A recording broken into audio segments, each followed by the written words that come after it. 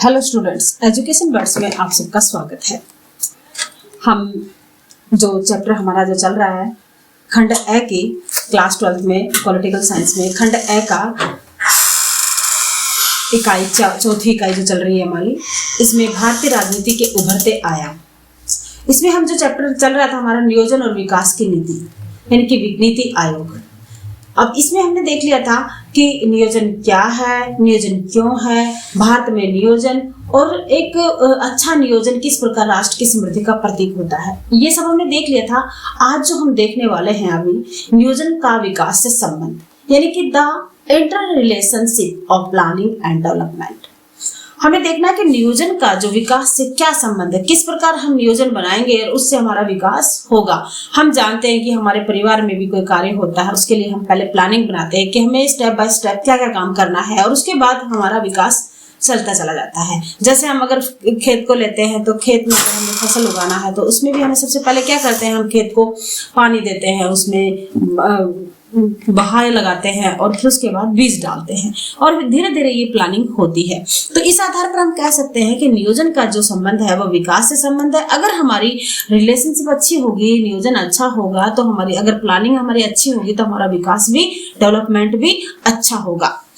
अब देखते हैं आर्थिक क्षेत्र में नियोजन का लक्ष्य क्या होता है। राष्ट्रीय विकास, प्राथमिकता हमारी क्या रहती है, राष्ट्रीय विकास। सहभागिता तथा उत्तरदायी प्रबंधन का विकास की प्रथम सीढ़ी है। सहभागिता होगा और उत्तरदायित्व होगा। अगर हमें कोई कार्य दिया है और उसके प्रति हम समर्पित हैं, हम उत्तरदायित्व रखते हैं, हाँ, हम उसको अपना काम समझ के उसको करते हैं, तो उसमें क्या होगा, ये विकास का प्रथम भाग होगा। और नियोजन संस्थाओं का प्रशासन की सहभागिता उत्तरदायित्व बनाता है। अब इसमें देखो पणधिकर व क्षीरसागर ने विकास के लिए नीति निर्माणकर्ता के दृष्टिकोण की अभिवृद्धि, परिवर्तनशील परिणाम प्रदाता, सहभागिता एवं कार्य के प्रति समर्पणवादिता होना आवश्यक माना है। हमने देखो पणधिकर व क्षीरसागर जो हमारा राजनीतिक चिंतक है, उन्होंने कहा है, क्या कहा है, विकास के लिए नीति निर्माण करता, यानी जगह में विकास करना है उससे पहले क्या बनानी है, नीति बनानी है। उसका दृष्टिकोण कैसा होना चाहिए कि समर्पण भाव का होना चाहिए, सहभागिता का होना। ऐसा नहीं है कि नीति निर्माताओं ने नीति बना के रख दी और उसमें समर्पण नहीं हो, उसमें विकास नहीं हो, तो नीति किस काम की। जब तक हम उसमें सहभागिता नहीं देंगे, जब तक हम अपना समर्पण उसमें नहीं देंगे, तब तक वो नीति हमारे कोई काम की नहीं है। महात्मा गांधी ने क्या कहा, नियोजन का लक्ष्य अंतिम व्यक्ति का विकास कर संसाधनों के विकेंद्रीकरण को प्राथमिकता देना। महात्मा गांधी जी ने कहा है कि नियोजन का क्या है अंतिम लक्ष्य, कि व्यक्ति का विकास होना चाहिए और उसका साधनों का, संसाधनों का, जो राष्ट्र के संसाधन हैं उनका क्या होना चाहिए, केंद्रीकृत नहीं होना चाहिए, विकेंद्रीकरण होना चाहिए। अभी हम देखते हैं कि हमारे प्रधानमंत्री जी ने एक स्लोगन दिया, सबका साथ सबका विकास। हमने देखा ही होगा, सबका साथ सबका विकास। इसका मतलब क्या है कि हमें हर व्यक्ति का साथ लेना है और हर व्यक्ति का विकास करना है। और विकास के मायने लोगों के जीवन स्तर में उन्नति से है। आज हम दुनिया के अग्रणी देशों के साथ खड़े नजर आते हैं। क्यों? कहीं ना कहीं नियोजित विकास ही हमारी रणनीति का सफल नजर आ रही है। हमने देखा योजना आयोग बना हमारा 1950 में, उस समय हमने 5 साल की नीतियों का विकास किया, यानी कि 5 साल के लिए हमने एक ऐसी रूपरेखा बनाई कि जिससे 5 साल हमने क्या क्या विकास करना है। जैसे हमने देखा था प्रथम हमारी योजना थी, प्रथम योजना जो 1950 में बनी, उसके अगले 5 वर्ष तक बन रही वो, तो उसमें सबसे पहले हमने किसके विकास को प्रथम प्राथमिकता दी, कृषि के विकास को, ताकि हमने कृषि में महत्वपूर्ण विकास हम कर सके, क्योंकि उस समय हमारे पास सबसे ज्यादा कृषि पर निर्भरता थी। आज जो हमारे बड़े बड़े उद्योग लगे हुए, उस समय हमारे पास इतनी सारी डेवलपमेंट नहीं थी। तो इस आधार पर हमने सबसे प्राथमिकता किसको दी, कृषि को दी। धीरे धीरे हमने ऊर्जा को दिया, उद्योगों को दिया, सेकंड में हमने फिर ऊर्जा को दिया और धीरे धीरे हमने योजना के तहत 5-5 साल का अपना नियम बनाना शुरू कर दिया। विकास के नियोजित प्रयासों में 1950 से 2015 तक योजना आयोग ने अपनी केंद्रीय भूमिका निभाई और 15 में योजना आयोग के स्थान पर कौन सा आयोग आ गया, नीति आयोग का आ गया। यानी कि इसके बाद 2015 में योजना आयोग के स्थान पर, यानी उसका नाम चेंज हुआ है, कार्य वही है, बस थोड़ा सा समय चेंज हुआ है। बाकी योजना आयोग को हम आज क्या कहते हैं, नीति आयोग। नीति आयोग का देखना, 1 नंबर का हमारी जो फुल फॉर्म रहती है, ये पूरा नाम इसका याद होना चाहिए, 1 नंबर में आता है। उसके बाद देखते हैं इसका नीति, यानी कि NITI। N से मतलब नेशनल, I से मतलब इंस्टीट्यूशंस, 4 T से मतलब ट्रांसफॉर्मिंग और I से मतलब इंडिया। राष्ट्रीय भारत परिवर्तन संस्थान, national institutions for transforming India, राष्ट्रीय भारत परिवर्तन संस्थान। ये क्या मतलब है? नीति आयोग, इसका पूरा नाम हो गया नीति आयोग। केंद्र सरकार द्वारा 1 जनवरी, अंडरलाइन करना भाई इसको, 1 नंबर का क्वेश्चन है हमारा कि नीति आयोग का गठन कब हुआ या नीति आयोग कब प्रचलन में आया? 1 जनवरी 2015 को। यह पूर्ववर्ती योजना आयोग का गठित किया गया है। पूर्ववर्ती योजना आयोग का स्थान लेगा। नीति आयोग सरकार के क्या नाम से? थिंक टैंक के नाम में काम करेगा। यानी थिंक टैंक समझते हैं? थिंक मतलब विचार और टैंक मीन्स बहुत बड़ा भंडार। यानी कि जो नीति आयोग है इसका काम क्या होगा? थिंक टैंक का, यानी कि विचारों का भंडार। देश में कैसे विकास किया जाए, कैसे प्रगतिशील इसकी प्रदान देश को किया जाए, देश के कोने कोने में कैसे विकास पहुंचाया जाए, ये सब थिंक टैंक का कार्य रहेगा। और थिंक टैंक किसको कहा गया? नीति आयोग को। हमारा 1 नंबर का प्रश्न बनता है कि थिंक टैंक किसे कहा गया है? नीति आयोग को कहा गया है। अब हम देखते हैं बेसिस ऑफ फॉर्मेशन ऑफ नीति, यानी नीति आयोग के गठन के आधार। क्या क्या आधार है इसका, क्यों गठन किया गया, इसके आधार हम देखते हैं। सबसे पहले देखो, विकास में राज्यों की भूमिका को सक्रिय बनाना। नीति आयोग क्या है कि राज्यों की महत्वपूर्ण, क्योंकि भाई विकास कहाँ तक होना चाहिए? स्थानीय लेवल तक, गांव तक होना चाहिए, शहर तक होना चाहिए, ढाणियों तक होना चाहिए। तो इसके लिए सबसे पहले हमें किसको साथ लेना होगा? राज्यों को साथ लेना होगा ना। राष्ट्रीय लेवल पे थोड़ी सारे आधार विकास हो जाएंगे, तो राज्यों को साथ लेना इसकी सबसे पहली प्राथमिकता रहेगी। और इसके बाद है देश में विद्यमान बौद्धिक संपदा का समुचित दोहन कर उन्हें पलायन से रोकना। हम देखते हैं कि हमारे जो अच्छे डॉक्टर होते हैं, अच्छे इंजीनियर होते हैं, विदेशों में जाके बस जाते हैं। क्यों? क्योंकि वहां उनको अच्छा पैकेज मिल जाता है, पैसा मिल जाता है और वो अपने देश को छोड़कर के विदेशों में चले जाते हैं। तो कहने का मतलब क्या हुआ? हमारी जो क्रीम थी बौद्धिक संपदा की, वो कहाँ चली गई? विदेशों में चली गई। आज हम देखते हैं अमेरिका हमारे दम पे है वो डेवलप, हमारे वहाँ ज्यादा है, डॉक्टर हैं, इंजीनियर हैं। आज वहाँ की जो उपराष्ट्रपति हैं कमला हैरिस, वो कहाँ की मूल की हैं? ध्यान करो, अभी अभी बनी है वो वहाँ के संयुक्त राज्य अमेरिका की उपराष्ट्रपति कमला हैरिस, वो भारत की मूल की हैं। तो देखो हमारे जो लोग हैं वो कैसे विदेशों में पहुंच जाते हैं। वो ऐसे तो नहीं पहुंचे होंगे, उनमें कुछ बौद्धिक संपदा है, यानी कि बुद्धि है, टैलेंट है। तो हमारे अच्छे अच्छे डॉक्टर हैं, अच्छे इंजीनियर हैं और दूसरे फील्ड में अच्छे लोग हैं, वो सब कहाँ चले जाते हैं? फॉरेन चले जाते हैं, विदेश चले जाते हैं और हमारे यहाँ रह जाते हैं हम। तो इस आधार पर क्या है कि जो हमारा बौद्धिक पलायन है, विदेशों में जा रहा है, उसको रोकना और उसको रोक करके उसका काम लिखना। अगला है विकास के लक्ष्यों को प्राप्त करने हेतु केंद्र एवं राज्यों का साझा मंच तैयार करना। जब तक केंद्र और राज्य आपस में मिलकर के कोई एक लक्ष्य नहीं बनाएंगे, साझा मंच तैयार नहीं करेंगे, तब तक किसी का भी विकास नहीं हो सकता। राज्य और केंद्र को आपस में मिलकर के ऐसी नीतियां बनानी पड़ेंगी, ऐसा साझा मंच तैयार करना पड़ेगा जिससे क्या हो? विकास हो।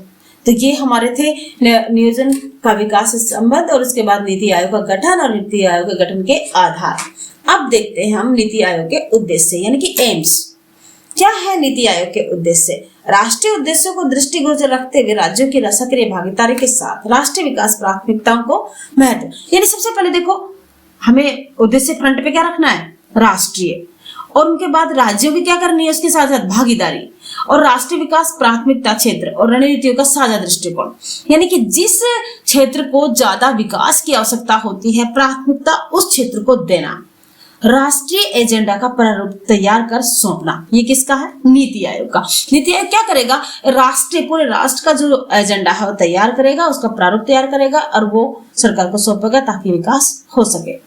अगला, राज्यों के साथ सतत आधार पर संरचनात्मक सहयोग, यानी कि राज्यों को पूर्णतः सहयोग साथ लेकर के प्रशासनिक तंत्र के माध्यम से सहकारी संघवाद को बढ़ा देना। संघवाद समझते हैं ना? संघवाद, संघ क्या मतलब? बहुत सारे गणराज्यों को मिला करके एक संगठन बनाना। जिस प्रकार हम संयुक्त राज्य अमेरिका को देखते हैं, उसमें बहुत सारे संगठन है, उनकी अलग स्वतंत्रता होती है, अलग सरकार होती है, सब कुछ होता है। लेकिन भारत क्या है? अर्ध संघात्मक है, पूर्ण संघात्मक व्यवस्था भारत में नहीं है। ध्यान रखना, क्यों नहीं है? क्योंकि हमारी जो केंद्रीय शक्ति है एक केंद्र में ही है, किसी संघ को पूर्णतः स्वतंत्रता नहीं दी गई, इसलिए अर्ध संघात्मक कहा जाता है। हम जानते हैं कि लोकलिटी के आधार पर राज्य अपने क्षेत्र में, अपने राज्य में स्वतंत्र है, वो सरकार बना सकता है, कार्य कर सकता है, लेकिन किसी विदेश से संबंध वो नहीं बना सकता। इसलिए हमारी संघवाद व्यवस्था कैसी है? अर्ध, पूर्ण संघवाद हम नहीं है। ग्राम स्तर पर विश्वसनीय योजना निर्माण के लिए ढांचागत विकास की पहल। नीति आयोग निश्चित करेगा कि क्षेत्र विशेष रूप से उसे सौंपे गए हैं उनकी आर्थिक कार्यनीति और राष्ट्रीय नीति के सुरक्षा के हितों को शामिल किया जाए। हमने देखा राष्ट्रीय सुरक्षा हितों को शामिल किया जाए। हम जानते हैं राष्ट्रीय सुरक्षा हित क्या होते हैं। राष्ट्रीय सुरक्षा हित यानी कि हमारे राष्ट्र की रक्षा करना। माना भारत कभी भी आगे से किसी भी देश पर आक्रमण नहीं कर सकता, करता भी नहीं है, क्योंकि वो पंचशील सिद्धांत पर काम करता है और उसने अपनी नीति में ये समाहित कर रखा है कि हम आगे से किसी भी देश पर आक्रमण नहीं करेंगे, सबकी स्वतंत्रता की हम इज्जत करेंगे, सभी से हम बंधुता के भाव रखेंगे। परंतु कई बार स्थिति ऐसी होती है कि हमें उस युद्ध में शामिल होना पड़ता है। हमारे पड़ोसी देश हैं जो बहुत सारे, जैसे चीन है, पाकिस्तान है, तो ये ऐसे हैं जो हम पे आए दिन वार करते रहते हैं। तो इनसे बचने के लिए हमने जो प्राथमिकता दी, अपने देश की सीमाओं को पहले प्राथमिकता नीति आयोग का उद्देश्य रहा है। ठीक है। अगला है समाज के उन वर्गों पर विशेष ध्यान जिन पर आर्थिक प्रगति उचित प्रकार से लाभान्वित नहीं हो।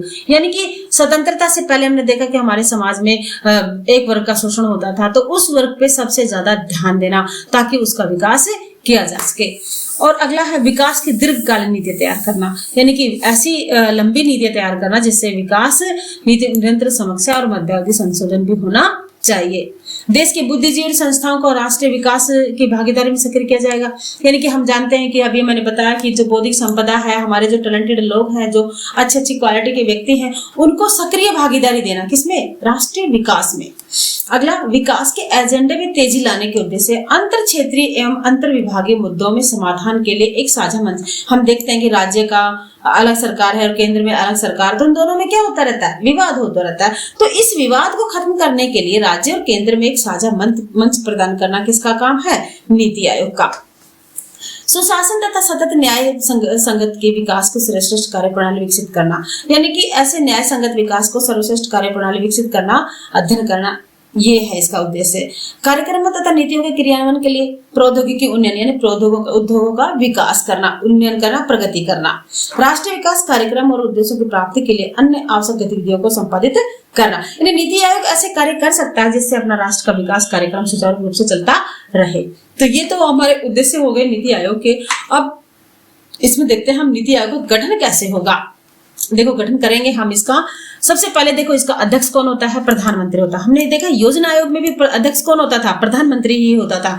सदस्य यानी गवर्निंग परिषद इसकी, या काउंसिलिंग जिसको हम कह सकते हैं, इसमें कौन कौन आएंगे? देखो, ध्यान करना, अंडरलाइन करना। समस्त राज्यों के मुख्यमंत्री। कितने राज्य हमारे देश में? 28 राज्य हैं, उनके समस्त के मुख्यमंत्री। और केंद्र शासित प्रदेश, कितने हमारे केंद्र शासित प्रदेश अभी वर्तमान में? 8 हैं, याद रखना, जहां विधानसभाएं हैं और मुख्यमंत्री हैं। अन्य केंद्र शासित प्रदेशों के उपराज्यपाल। हमारे यहाँ जो केंद्र शासित प्रदेश हैं उनके मुख्यमंत्री 2 में ही है। कौन कौन से में? बताओ, जल्दी जल्दी फटाफट बताओ। एक तो दिल्ली और दूसरा कौन सा? दिल्ली के अलावा कौन सा? ये तुम सोच के बताना मुझे। उसके बाद अन्य केंद्र शासित प्रदेश जहां उपराज्यपाल हैं उनको सम्मिलित किया जाएगा। आगे देखो, क्षेत्रीय परिषदें। एक से अधिक राज्यों को प्रभावित करने वाले क्षेत्रीय मसलों पर विचार व निर्णय हेतु क्या बनाने चाहिए? क्षेत्रीय परिषद का गठन किया जाएगा। ये परिषदें भी प्रधानमंत्री के निर्देश पर कार्य करेंगी और संबंधित राज्यों के मुख्यमंत्री व केंद्र शासित प्रदेशों के मुख्यमंत्री या उपराज्यपाल बैठक में क्या लेंगे? भाग लेंगे। और अध्यक्षता नीति आयोग के उपाध्यक्ष करेगा या फिर प्रधानमंत्री का कोई प्रतिनिधि करेगा। अभी ध्यान है क्या कौन है नीति आयोग का उपाध्यक्ष? बताइए। राजीव महर्षि, आप ध्यान रखना इसको। आगे देखते हैं हम, प्रधानमंत्री द्वारा मनोनीत सदस्य जो अपने क्षेत्र में विशेष योग्यता व जानकारी रखते हो, ये भी इसके सदस्य होगा। एक पूर्णकालिक पदाधिकारी कौन होंगे? उपाध्यक्ष, प्रधानमंत्री द्वारा नियुक्त। पूर्णकालिक सदस्य 2, आंशिक सदस्य 2, जिनमें बुद्धि के अनुसार। और पदेन अध्यक्ष सदस्य केंद्रीय मंत्रिपरिषद के 4 सदस्यों को प्रधानमंत्री द्वारा नियुक्त किए जाते हैं। मुख्य कार्यकारी अधिकारी, सचिव स्तर का अधिकारी और सचिवालय इसका होगा। आवश्यक राजीव कुमार है इसके जो उपाध्यक्ष हैं। आवश्यकता अनुसार वर्तमान में नीति आयोग के उपाध्यक्ष कौन? राजीव कुमार।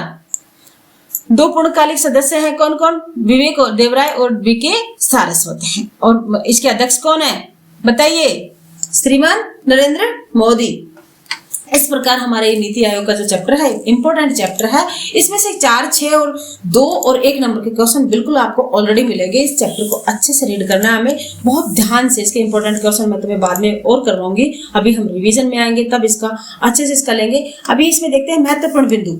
फटाफट एक बार 5 मिनट के अंदर इसको रिवीज करो। योजना आयोग केंद्र सरकार द्वारा गठित संवैधानिक निकाय था जिसका गठन केंद्रीय मंत्रिमंडल 1950 में किया। गैर संवैधानिक निकाय था ये, ध्यान है ना में, गैर संवैधानिक निकाय। योजना नियोजन के उद्देश्य क्या है? समुचित संसाधनों का उपयोग, बेरोजगारी दूर करना, कौशल विकास, राष्ट्रीय विकास, प्रति व्यक्ति आय में वृद्धि, आत्मनिर्भरता, जन कल्याण। नीति आयोग का गठन कब हुआ? 1 जनवरी 2015 को। क्या कहा जाता है इसको? थिंक टैंक, बौद्धिक संपदा के उचित दोहन की नीति आयोग का प्रयास किया गया। भारत के प्रधानमंत्री नीति आयोग के क्या है? पदेन अध्यक्ष और उपाध्यक्ष 2 पूर्णकालीन सदस्य प्रधानमंत्री द्वारा नियुक्त किए जाएंगे, ये ध्यान रखना। गवर्निंग काउंसिल के सदस्य सभी राज्यों के और केंद्र शासित प्रदेशों की प्रतिनिधित्व करेंगे। और नीति आयोग के वर्तमान कौन है उपाध्यक्ष? राजीव कुमार। इस प्रकार ये चैप्टर हमारा क्लोज होता है। इसके बाद हम अगला जो चैप्टर है वो करेंगे पर्यावरण एवं प्रकृति संसाधन, एनवायरनमेंट एंड नेचुरल रिसोर्सेज। ये भी हमारा मजेदार चैप्टर रहेगा, इसको अच्छे से तुम्हें रीड करना है। धन्यवाद।